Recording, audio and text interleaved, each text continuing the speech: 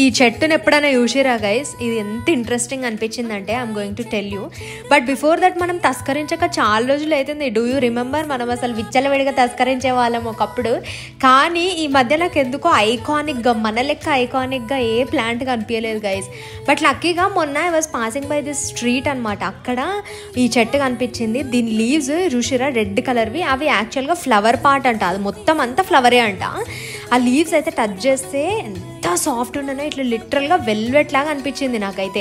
మీరు ఎక్కడైనా కనిపిస్తే ఈ ప్లాంట్ మాత్రం టచ్ చేసి చూడండి. Only the red leaves, normal ఇట్లా గ్రీన్వి అయితే నార్మల్గానే ఉన్నాయి, కానీ రెడ్ అయితే అసలు ఎంత బాగుంటుంది. అండ్ ద ఫ్లవర్ ఇస్ అసలు సూపర్ అనిపించింది నాకు ఆ ఫ్లవర్ని చూస్తుంటే. Do you know the plants name guys?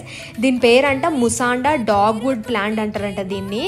అసలు ఎంత బ్యూటిఫుల్గా అనిపించిందో నాకైతే. ఇది మన ఇంట్లో పెంచుకోవాలి అని చెప్పేసి ఇది తీసుకొచ్చిన అనమాట. ఒక 2 కొమ్మలు అయితే తెంపుకొచ్చిన. అండ్ ఇవి మనము ఎప్పటిలాగానే ఇది వర్మి compost, cocopeat, red soil mix, అందులో జస్ట్ ఈ ఆరెంజ్లో గుచ్చేసి పెట్టిన. అప్డేట్ ఇస్తా ఛానల్ మీద 2 కన్నులు ఉంచండి.